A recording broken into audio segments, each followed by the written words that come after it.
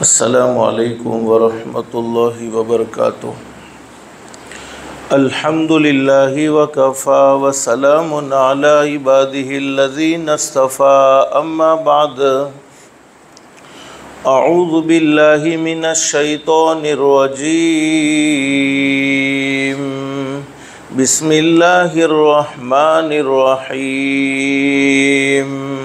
मन अमिल सालिहन मिन ज़करिन औ उन्सा वहुव मुमिन फलनुहयिन्नहु हयातन तय्यिबा वलनजज़ियन्नहुम अजरहुम बिअहसनि मा कानू यअमलून।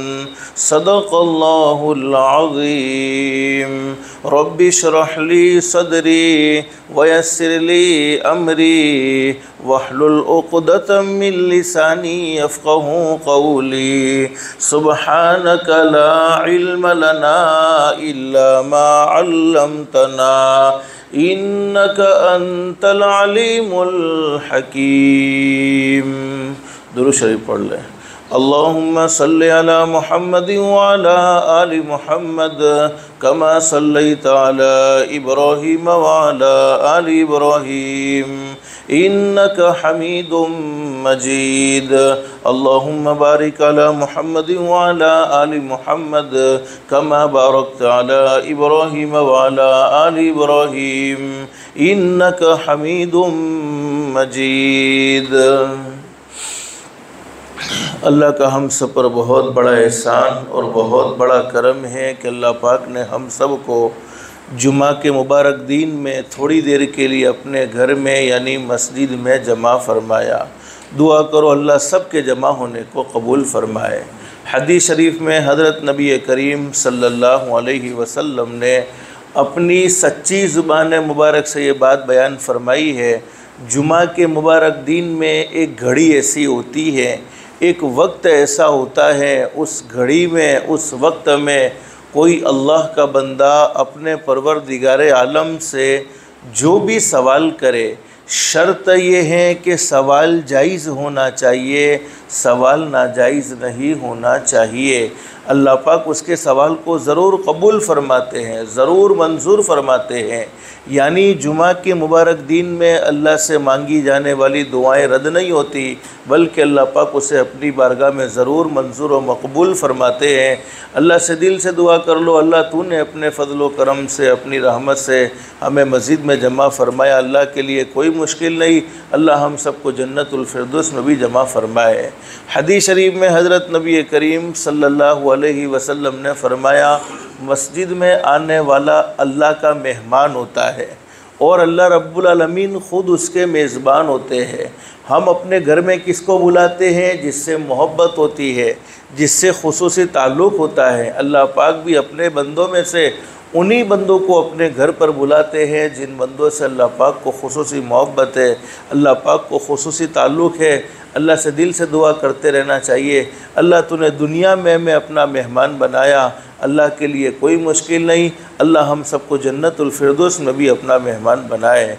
मेरे भाइयों, आज जुमा का मुबारक दिन, हदीस शरीफ में हज़रत नबी करीम सल्लल्लाहु अलैहि वसल्लम ने फ़रमाया, जुमा का दिन ईदुल फ़ित्र, रमज़ानुल मुबारक के महीने के बाद जो ईद आती है उस ईद को ईदुल फ़ित्र कहते हैं, और ईदुल अज़हा जिसको हम अपनी ज़ुबान में बकरा ईद कहते हैं। जुमा का दिन ईदुल फ़ित्र और ईदुल अज़हा से भी बढ़कर है। यहाँ तक हदीस शरीफ में फ़रमाया नबी करीम सल्लल्लाहु अलैहि वसल्लम ने, मेरे उम्मतियों, जितना हो सके जुमा के दिन भलाई के काम ज़्यादा करो, जितना हो सके जुमा के दिन नेकी के काम ज़्यादा करो, इसलिए कि जुमा के दिन में भलाई के कामों का सवाब, नेक कामों का बदला, नेक कामों का अज्र और दिनों के मुकाबले में बढ़ा दिया जाता है। हदीस शरीफ में फरमाया नबी करीम सल्लल्लाहु अलैहि वसल्लम ने, जुमा के मुबारक दिन में सिर्फ 2 रकात नमाज का अदा करना बाकी दिनों में 1000 रकात नमाज पढ़ने से अफजल है, और जुमा के मुबारक दिन में सिर्फ 1 तस्बीह का पढ़ना बाकी दिनों में 1000 तस्बीहात पढ़ने से अफजल है, और जुमा के मुबारक दिन में सिर्फ 1 रुपया अल्लाह की राह में ख़र्च करना बाकी दिनों में हज़ारों रुपये अल्लाह की राह में ख़र्च करने से अफजल है। और एक हदीस में हज़रत नबी करीम सल्लल्लाहु अलैहि वसल्लम ने बड़ी ज़बरदस्त बात बयान फरमाई। हुज़ूर सल्लल्लाहु अलैहि वसल्लम ने फरमाया,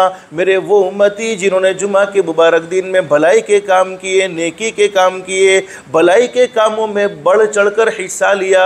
हज़रत नबी करीम सल्लल्लाहु अलैहि वसल्लम ने इरशाद फरमाया, जुमा के दिन में भलाई के काम करने की बरकत से अल्लाह पाक उनके लिए बाकी 6 दिनों में भलाई के काम करना, नेकी के काम करना आसान फरमा देंगे। और हुजूर सल्लल्लाहु अलैहि वसल्लम ने फरमाया, मेरे वो उम्मती जिन्होंने जुमा के मुबारक दिन में अपने आप को अल्लाह को नाराज़ करने वाले कामों से दूर रखा, गुनाहों से अपने आप को बचाए रखा, अल्लाह को नाराज़ करने वाले कामों से दूर रहे, तो जुमा के दिन अपने आप को गुनाह से बचाया है, अल्लाह को नाराज़ करने वाले कामों से दूर रहे हैं, जिसकी बरकत से अल्लाह पाक और बाकी 6 दिनों में भी गुनाहों से बचना आसान फरमा देंगे। और नेकी की तौफीक देने वाली ज़ात किसकी है बोलो? सिर्फ एक अल्लाह की है। और गुनाहों से बचने की ताकत देने वाला भी कौन है? सिर्फ एक अल्लाह ही है। बस अल्लाह से दिल से दुआ कर लो, अल्लाह हम सबको जुमा के मुबारक दिन की भी कदरदानी की तौफीक नसीब फरमाए, और ज़िंदगी की एक एक सेकंड, एक एक मिनट, एक एक घड़ी की अल्लाह पाक हम सबको कदरदानी की तौफीक और सादत नसीब फरमाए। हदीस शरीफ में फरमाए नबी करीम सल्लल्लाहु अलैहि वसल्लम ने, अल्लाह रब्बुल आलमीन जुमा के दिन फ़रिश्तों से फरमाते हैं, ओ मेरे फ़रिश्तों, मेरे नेक बंदों की लिस्ट तैयार करो, मेरे नेक बंदों के नाम लिखना शुरू करो। फ़रिश्ते पूछते हैं, इलाहुल आलमीन जुमा के दिन नेक कौन शुमार होते हैं? फरमाया नबी करीम सल्लल्लाहु अलैहि वसल्लम ने, जुमा के दिन सिर्फ नेक वही शुमार नहीं होते जिन्होंने तहज्जुद की नमाज़ पढ़ी है, जिन्होंने इशराक की नमाज़ पढ़ी है, जिन्होंने चाश्त की नमाज़ पढ़ी है, बल्कि जुमा के मुबारक दिन में तो नेक वो शुमार होते हैं जो अज़ान से पहले पहले मस्जिद में आ चुके होते हैं। बस अल्लाह से दिल से दुआ कर लो, अल्लाह हम सबको जुमा के मुबारक दिन की अहमियत नसीब फरमाए। और ये मेरे प्यारों मामूली वक्त नहीं है, बल्कि सहाबाए किराम इल्म हासिल करने के लिए हज़रत नबी करीम सल्लल्लाहु अलैहि वसल्लम की एक एक हदीसों को जानने के लिए बहुत दूर दूर तक का सफ़र करते थे। और जुमा के मुबारक दिन में थोड़ा सा वक्त होता है, उसमें हमें दीन की बातें सुनाई जाती हैं, उसके बावजूद भी हम जल्दी नहीं आ सकते हैं, तो अल्लाह से ज़रूर तौफीक मांगनी चाहिए और कोशिश करते रहना चाहिए। लेकिन चूँकि वक्त बहुत मुख्तसर है, इसलिए कोई लंबी चौड़ी बात नहीं। आज की मजलिस में मेरे भाइयों 2 कामों की नीयत कर लो, कहो इंशाल्लाह करेंगे ये 2 काम। अगर 2 काम हमारी ज़िंदगी में है, दुनिया वाले हमें अच्छा समझे न समझे, दुनिया वाले हमसे मोहब्बत करे न करे, दुनिया वाले हमारे साथ भलाई का मामला करे न करे, दुनिया वाले हमारे बारे में अच्छा गुमान करे न करे, पैदा करने वाला अल्लाह कहेगा, मेरा बंदा तुझसे अच्छा मेरे नज़दीक कोई नहीं हो सकता। और दुनिया वालों के अच्छा बुरा समझने से बोलो कोई फ़र्क पड़ता है? इंशाअल्लाह नहीं। अगर पैदा करने वाला अल्लाह कह दे कि मेरा बंदा तुझसे अच्छा कोई नहीं, तो बोलो अल्लाह जिसको अच्छा कह दे उससे बड़ा अच्छा कोई हो सकता है? तो सबसे पहला काम मेरे भाइयों, जुमा के मुबारक दिन में हम नियत करो कि जैसे रमज़ानुल मुबारक के महीने में नमाज़ों का अहतमाम करते थे, तो जुमा के साथ नमाज ख़ास नहीं है, बल्कि नमाज़ों का हमेशा अहतमाम होना चाहिए। बोलो इससे अच्छा कोई हो सकता है जो अल्लाह के सामने झुकने वाला हो? और जो अल्लाह के सामने झुकते हैं, हालांकि दिन रात में अल्लाह पाक ने हमें 24 घंटे नसीब फरमाए, और 24 घंटे में अल्लाह पाक ने हमसे 1.25 घंटा या 1.5 घंटा मांगा है और फरमाया, ओ मेरे बंदो, अगर मेरे सामने झुकोगे तो तुम्हें दुनिया वालों के सामने झुकने की ज़रूरत नहीं है, बल्कि पूरी दुनिया को तुम्हारे सामने झुकाया जाएगा। और अगर तुम अल्लाह के सामने नहीं झुकोगे, मस्जिदों से दूर हो जाओगे, नमाज़ों से दूर हो जाओगे, तो फरमाया कि फिर तुम्हें दुनिया वालों के सामने झुकना पड़ेगा। और हदीस शरीफ में मौजूद है, हज़रत नबी करीम सल्लल्लाहु अलैहि वसल्लम अपनी पूरी ज़िंदगी अपनी उम्मत को ये पैगाम देते रहे, क़ुर्रतु ऐनी फ़ी सलाह, ओ मेरे उम्मतियों, मेरी आँखों को ठंडा करना चाहते हो तो नमाज को कभी न छोड़ना। और जब आप दुनिया से पर्दा फरमा रहे थे, तो दुनिया से पर्दा फरमाते हुए भी यही पैगाम दिया, अस्सला अस्सला अस्सला, नमाज को कभी न छोड़ना, नमाज को कभी न छोड़ना, नमाज को कभी न छोड़ना। और हदीस शरीफ में मौजूद है, हज़रत नबी करीम सल्लल्लाहु अलैहि वसल्लम ने फरमाया, मेरे वो उम्मती जिन्होंने नमाज़ों का एहतमाम किया, अपनी मर्ज़ी की नमाज नहीं, बल्कि हज़रत नबी करीम सल्लल्लाहु अलैहि वसल्लम ने जैसी नमाज हमें सिखलाई है ऐसी ही नमाज हम पढ़ते हैं, तो सबसे बड़ा फ़ायदा ये होगा, अल्लाह पाक हलाल पाकीदा रोज़ी के दरवाज़े खोल देंगे। शैतान मरदूद के हमले से, हमेशा शैतान मरदूद बोलो हमें गुनाहों की तरफ ले जाता है, शैतान मरदूद के हमले से ज़िंदगी में भी हिफाजत होगी। और जब हम दुनिया से जा रहे होते हैं, तो शैतान मरदूद की पूरी ये कोशिश होती है कि दुनिया से जाने वाला बोलो ईमान के साथ दुनिया से न जाए, कलमे के साथ दुनिया से न जाए। तो हदीस शरीफ में मौजूद है, मेरा वो उम्मती जिसने अपनी ज़िंदगी में 5 वक्त की नमाज का एहतमाम जमात के साथ किया। रूह निकालने वाले फरिश्ते मलकुल मौत आखिरी वक्त में जब वो दुनिया से जा रहा होता है, शैतान मरदूद को उससे दूर कर देते हैं और ख़ुद कलमा पढ़ाते हैं, फिर उसकी रूह को कब्ज़ा करते हैं। तो मौत के वक्त ज़रूर कलमा नसीब होगा। अरे माँ बाप का सबसे बड़ा कीमती सरमाया बोलो इनकी औलाद है। हज़ारों लाखों करोड़ों रुपए की मिल्कत मौजूद है, अल्लाह पाक ने बहुत कुछ दिया है, लेकिन औलाद कंट्रोल में नहीं, औलाद आँखों की ठंडक नहीं, औलाद फर्मा बरदार नहीं, तो वो पैसा रुपया वो मिल्कत बोलो किसी काम की नहीं रहती हैं। लेकिन फरमाया कि वो लोग जिन्होंने अपनी ज़िंदगी में 5 वक्त की नमाज का एहतमाम किया होता है, जमात के साथ नमाज पढ़ने का एहतमाम करते हैं, अल्लाह के सामने झुकते रहते हैं, अल्लाह पाक सबसे बड़ा इनाम तो दुनिया में हमें ये नसीब फरमाएगा, हमारी औलाद को हमारी आंखों की ठंडक बना देगा।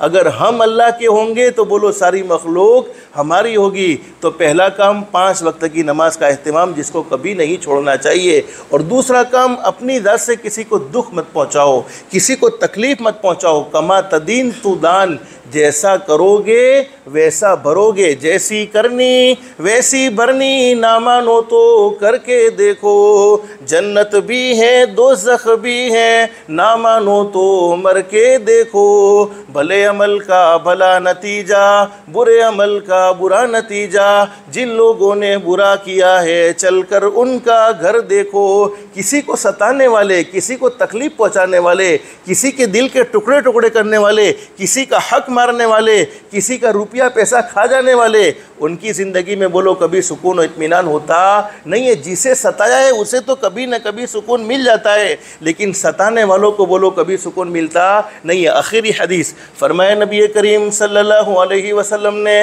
अल्लाह रब्बुल आलमीन बड़े करीम है, बड़े रहीम है, पूरी ज़िंदगी गुनाहों में गुजर जाए, पूरी ज़िंदगी नाफरमानी में गुजर जाए, लेकिन सिर्फ एक मरतबा कह दिया जाए सच्चे दिल से अस्तगफिरुल्लाह, कह दो अस्तगफिरुल्लाह, जिसके माना ये कि अल्लाह मैं तुझसे माफ़ी मांगता हूँ। हदीस शरीफ में मौजूद है, फरमाया नबी करीम सल्लल्लाहु अलैहि वसल्लम ने, जब कोई अल्लाह का बंदा अल्लाह से माफ़ी मांगता है, सच्चे दिल से कह देता है अस्तगफिरुल्लाह, अल्लाह रब्बुल आलमीन फरमाते ओ मेरे बंदे, मैंने तेरी ज़िंदगी भर के सारे गुनाहों को माफ़ कर दिया है, और ऐसा माफ़ किया है अत्ताइबु मिनज़्ज़ंबि कमल्ला ज़ंबला, जैसा कि तूने गुनाह किया ही नहीं था।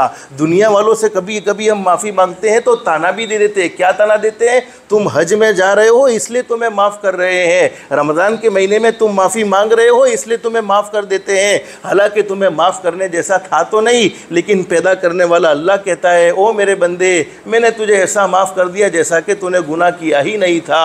और फरमाया नबी करीम सल्लल्लाहु अलैहि वसल्लम ने, 2 गुनाह ऐसे हैं जिनकी सज़ा मरने के बाद तो मिलती ही मिलती है, मरने से पहले पहले दुनिया में भी ज़रूर मिल जाती है। नंबर 1, जिसने अपने माँ बाप के दिल के टुकड़े टुकड़े किए हो, माँ बाप को सताया हो, माँ बाप को नाराज़ किया हो, ज़िंदगी में कभी सुकून और इत्मीनान नसीब नहीं हो सकता। इसलिए हमेशा अपने माँ बाप को राहत पहुँचाओ। और हदीस शरीफ में हज़रत नबी करीम सल्लल्लाहु अलैहि वसल्लम ने अपनी सच्ची ज़ुबान मुबारक से ये बात बयान फरमाई, मेरा वो उम्मती जो ये चाहता है अल्लाह पाक मौत के वक्त को उसके लिए आसान फरमा दे, यानी इज़्ज़त वाली, कलमे वाली, आफ़ियत वाली, सलामती वाली मौत नसीब फरमाए, तो उसे चाहिए कि वो अपने माँ बाप के साथ एहसान का मामला करे, माँ तहतों के साथ एहसान का मामला करे, कमज़ोरों पर मेहरबानी का मामला करे। तो फरमाया जिसने माँ बाप के साथ बुरा सलूक किया, मरने से पहले पहले ज़रूर सज़ा भुगतनी पड़ती है। और नंबर 2, जिसने किसी पर जुल्म किया, ज़ाती की, जालिम को अल्लाह पाक ढील ज़रूर देते हैं, लेकिन जालिम की पकड़ भी ज़रूर होती है। और जब जालिम को अल्लाह पाक पकड़ते हैं तो अल्लाह की पकड़ से बोलो कोई दुनिया का तावीज़ वाला बापू उसे बचा सकता नहीं। इसलिए कभी भी किसी पर जुल्म नहीं। सामने वाला कमज़ोर है, पैदा करने वाला अल्लाह कमज़ोर नहीं है, वो कमज़ोरों की तरफ से ज़रूर जवाब देता है। बस अल्लाह से दिल से दुआ कर लो, अल्लाह हम सबको 5 वक्त की नमाज का एहतमाम की तौफीक नसीब फरमाए, अल्लाह हम सबको अखलाक मुस्तफ़ा वाली ज़िंदगी नसीब फरमाए। जुमा का मुबारक दिन हमारे नबी हज़रत मुहम्मदुर रसूलुल्लाह सल्लल्लाहु अलैहि वसल्लम के एहसानात हम पर इतने हैं कि इनको गिनना चाहे तो गिन न सके, शुमार करना चाहे तो शुमार न कर सके। जितना भी हो सके हज़रत अक़दस नबी करीम सल्लल्लाहु अलैहि वसल्लम की ज़ात गिरामी पर ज़्यादा से ज़्यादा दुरूद शरीफ पढ़ने का भी ख़ास तौर पर अहतमाम करेंगे। अल्लाह पाक हम सबको कसरत से दुरूद पाक का अहतमाम की तौफीक नसीब फरमाए, हमारी दुनिया भी बेहतर से बेहतर बनाए, आखिरत भी बेहतर से बेहतर बनाए। अल्लाह के अहकाम के मुताबिक हज़रत नबी करीम सल्लल्लाहु अलैहि वसल्लम के तरीक़े के मुताबिक ज़िंदगी गुजारने की तौफीक व सादत नसीब फरमाए। अल्लाह पाक हम सबको कहने सुनने से ज़्यादा इखलास, इस्तिखलास और इस्तिकामत के साथ अमल की तौफीक नसीब फरमाए। आमीन या रब्बल आलमीन। व आखिरु दावाना अनिल हम्दुलिल्लाहि रब्बिल आलमीन। सुन्नत बाकी सुन्नतें पढ़ लें। अस्तगफिरुल्लाह, अस्तगफिरुल्लाह।